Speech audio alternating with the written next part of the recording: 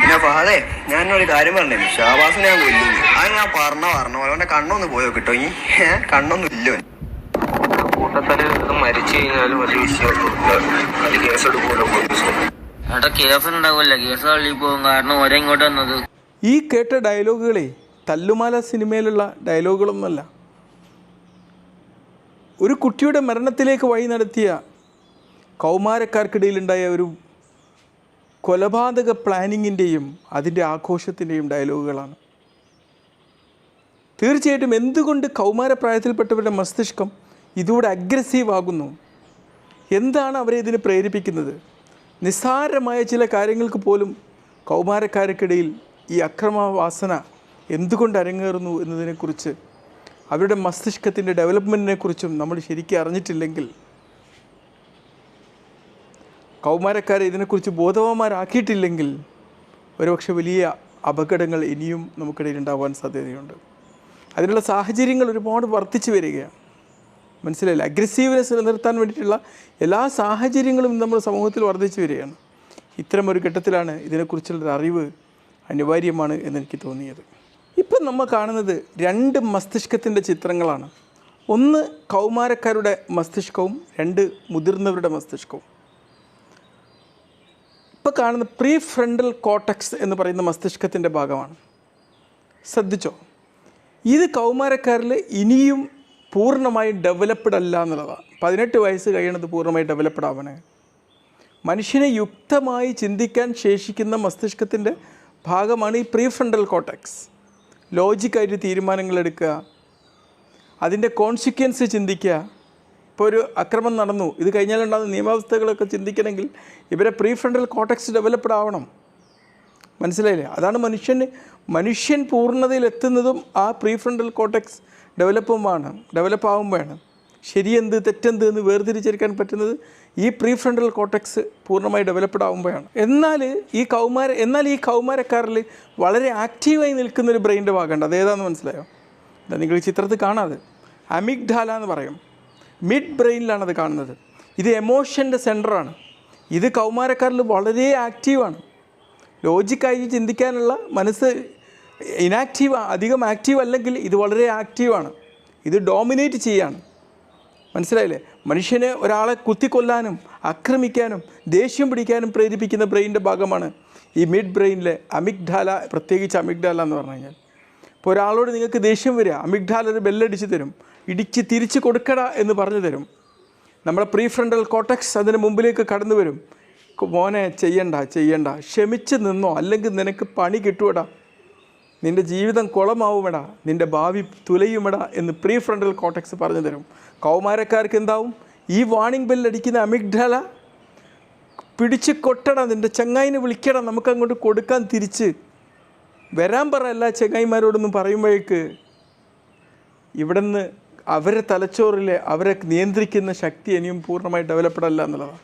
ഈ ഒരു സാഹചര്യത്തിലാണ് നമ്മൾക്ക് കുട്ടികൾക്ക് മേൽ മുതിർന്നവരുടെ ഒരു നിയന്ത്രണവും ഇല്ലെങ്കിൽ സംഭവിക്കാൻ പോകുന്ന ഭവിഷ്യത്തുകൾ. അതുകൊണ്ട് തന്നെയാണ് ഇത്രയേറെ കൂടി വരുന്നത്.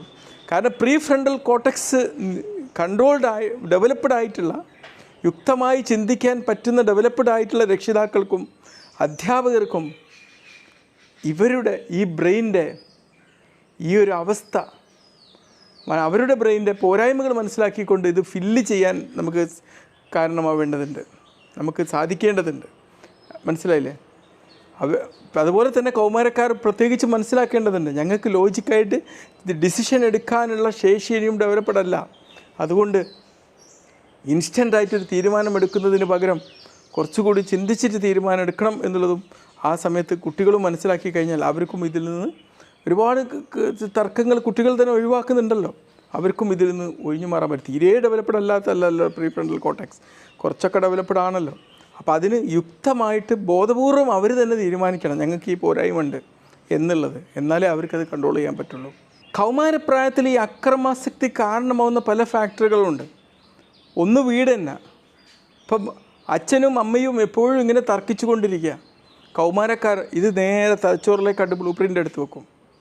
എന്നിട്ട് അവരെ ഫ്രണ്ട്സിൻ്റെ ഇടയിൽ ഇങ്ങനത്തെ ഒരു ഇഷ്യൂ വരുമ്പോഴേക്ക് അവർ അമ്മയിലും അച്ഛനിലും പഠിച്ച പാഠങ്ങൾ അങ്ങോട്ട് ഇട്ട് കൊടുക്കും. കാരണം അവർ നോക്കി പഠിക്കുകയാണ് ചെയ്തത്. അവർക്ക് മനസ്സിലായില്ലേ? പിന്നെ മീഡിയാസ്, ഇന്ന് അവരെ ഏറ്റവും കൂടുതൽ സ്വാധീനിക്കുന്നൊരു ഘടകമാണ് മീഡിയ, പ്രത്യേകിച്ച് മൂവീസ്. കാരണം ഒരു കൗമാരക്കാരനെ സംബന്ധിച്ചിടത്തോളം അവർ ഏറ്റവും അവരുടെ വലിയൊരു ടൈം ഡെഡിക്കേറ്റ് ചെയ്യാൻ അവർ തയ്യാറാവുന്നത് മൂവീസ് കാണാനാണ്. ഇപ്പോൾ ഞാനൊക്കെ ഒരു മൂവി കണ്ടിട്ട് വർഷങ്ങളായി. പക്ഷേ കൗമാരപ്രായത്തിൽ നമ്മളെ അവസ്ഥ അങ്ങനെയായിരുന്നോ? ഒരു സിനിമ കാണാൻ വേണ്ടി നമ്മൾ ക്ലാസ് കട്ട് ചെയ്യും, ഇത് കാണാൻ വേണ്ടി എന്തിനും നമ്മൾ തയ്യാറാവും ഒരു സിനിമയ്ക്ക് വേണ്ടി. നമ്മുടെ പ്രീ ഫ്രണ്ടൽ കോർട്ടെക്സ് ഡെവലപ്ഡ് ആയപ്പോൾ എന്തായി? ആ ഒരു ആസക്തി നമുക്കില്ലാതായി. എനിക്കെപ്പോഴും ഓർമ്മയുണ്ട്, പ്രീ ഡിഗ്രിക്കൊക്കെ പഠിക്കുമ്പോൾ എത്രയോ ക്ലാസ് കട്ട് ചെയ്ത് പോയിട്ട് നമ്മൾ സിനിമ കണ്ടിട്ടുണ്ട്. നമുക്ക് ഏറ്റവും പ്രധാനപ്പെട്ട പലതും ഒഴിവാക്കിയിട്ട് നമ്മളതിന് പോയിട്ടുണ്ട്. കാരണം അന്ന് ഈ കൗമാരപ്രായത്തിലാകുമ്പോൾ നമ്മളുടെ ഒരു മെയിൻ ആദർശം ഈ സിനിമകളും സിനിമയിലെ കഥകളും കഥാപാത്രങ്ങളും അതിൻ്റെ ഹീറോസുമായി മാറുന്നൊരു സാഹചര്യമായിരുന്നു. അത് മാറിപ്പോവും, ആ സമയം കടന്നു പോകും, നമുക്കൊക്കെ ആ സമയം കടന്നുപോയി. മനസ്സിലായില്ലേ? അത് അവരെ നന്നായിട്ട് സ്വാധീനിക്കും. ഇപ്പം തന്നെ ലേറ്റസ്റ്റായിട്ട് ഇറങ്ങിയ പല ഫിലിമുകളും, അപ്പം അന്ന് തല്ലുമാല എന്ന് പറഞ്ഞ സിനിമ ഇറങ്ങിയ സമയത്ത് അത് ഒരുപാട് സ്വാധീനിച്ചു. ഇപ്പോൾ മാർക്കോ എന്ന് പറഞ്ഞ ഫിലിം ഇറങ്ങി, അത് കൊലപാതകത്തിന് വരെ സ്വാധീനിച്ചു എന്നാണ് കേൾക്കുന്നത്. അതിനു മുമ്പ് ദൃശ്യം എന്ന് പറഞ്ഞ ഫിലിം, അതിലുണ്ടായ കൊലപാതകത്തിന് അനുകരിച്ചുകൊണ്ടായിരുന്നു കൊല ചെയ്ത് നമ്മൾ കണ്ടതാണ്. മനസ്സിലായില്ലേ? ഇതുപോലുള്ള സംഭവങ്ങൾ ഇവരിത് സ്വാധീനിക്കുമെന്നുള്ളതാണ്. ചിലപ്പോൾ ഈ ആർട്ടിഫിഷ്യൽ ഇൻ്റലിജൻസ് ഇവരെ സ്വാധീനിച്ചെന്ന് വരാം. ഇതിനുള്ള സ്ട്രാറ്റജീസ് എങ്ങനെയാണെന്ന് ആർട്ടിഫിഷ്യൽ ഇൻ്റലിജൻസ് കണ്ടെത്തുന്ന കാര്യത്തിലേക്ക് അവർ പോയി എന്ന് വരാം. പിന്നെ ഒരു പ്രശ്നം എന്ന് പറഞ്ഞാൽ പിയർ പ്രഷറാണ്. ഇപ്പോൾ ഒരു കുട്ടി മാത്രമായിരിക്കില്ല തീരുമാനിക്കുന്നത്. പണ്ട് ഒരു കുട്ടിയെ ആരോ ഒന്ന് അടിച്ചു, അവൻ്റെ ഗേൾ ഫ്രണ്ട് മറ്റൊരാളുടെ കൂടെ പോയ മറ്റൊരു പയ്യനെ അടിച്ചു മാറ്റി. അപ്പോൾ അതിനെ അടിക്കാൻ വേണ്ടി ഒരു പയ്യൻ പോവുകയാണ്. പിന്നെ അവൻ പറയാം വേണ്ട എന്ന് പറഞ്ഞപ്പോഴും ആ സംഘം അതിന് കൂട്ടി നിൽക്കുകയാണ്. എന്നിട്ട് ഈ സംഘം അവനെ കൊണ്ടുപോവുക.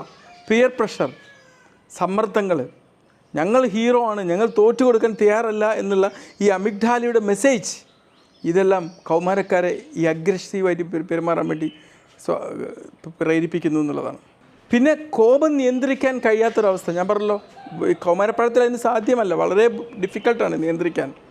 എമോഷണൽ ഇൻ്റലിജൻസിൻ്റെ അഭാവം, വൈകാരിക ജ്ഞാനം എന്ന് പറയും. ഇത് ഇനിയും കുട്ടികൾ ഡെവലപ്ഡ് അല്ല. നമ്മുടെ സ്കൂളുകളിൽ എല്ലാ ഇൻ്റലിജൻസും ഡെവലപ്പാക്കാനുള്ള എല്ലാ ട്രെയിനിങ്ങും കൊടുക്കുമ്പോഴും എമോഷണൽ ഇൻ്റലിജൻസ് എങ്ങനെ ഡെവലപ്പ് ചെയ്തെടുക്കുക അതിനെക്കുറിച്ചൊരു ട്രെയിനിങ് ഇല്ല എന്നുള്ളതാണ്. വൈകാരിക ജ്ഞാനം, എനിക്കിപ്പോൾ ദേഷ്യം വരുന്നു എന്ന് നമ്മൾ തിരിച്ചറിയുന്നു. ഈ ദേഷ്യത്തിന് ഞാൻ മറിച്ചങ്ങോട്ട് ദേഷ്യം പിടിച്ചാൽ എന്ത് കോൺസിക്വൻസ് ഉണ്ടാവും എന്ന് തിരിച്ചറിയുന്നു. അവരിൽ അതെങ്ങനെ ഇൻഫ്ലുവൻസ് ചെയ്യുന്നു എന്ന് തിരിച്ചറിയുന്നു. എന്നിലുദിച്ച ഈ ദേഷ്യത്തിൻ്റെ വികാരം എന്നിൽ എന്ത് പരിവർത്തനം ഉണ്ടാക്കുന്നു എന്ന് തിരിച്ചറിയുന്നു.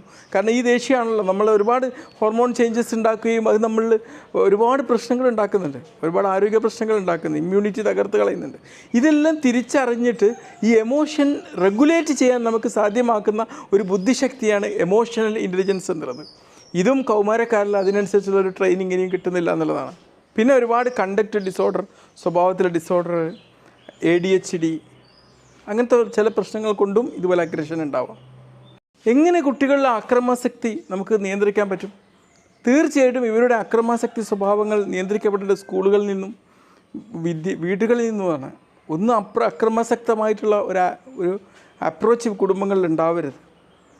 ഇപ്പം അച്ഛനും അമ്മയും അങ്ങോട്ടും ഇങ്ങോട്ടും തർക്കിച്ച് അങ്ങോട്ടും ഇങ്ങോട്ടും ദേഷ്യം പിടിച്ചുകൊണ്ടിരിക്കുന്ന ഒരു സാഹചര്യം അത് നമ്മൾ വീടുകളിൽ നിന്ന് ഒഴിവാക്കുക, പ്രത്യേകിച്ച് കുട്ടികളുടെ മുമ്പിൽ നിന്ന്. മനസ്സിലായില്ലേ?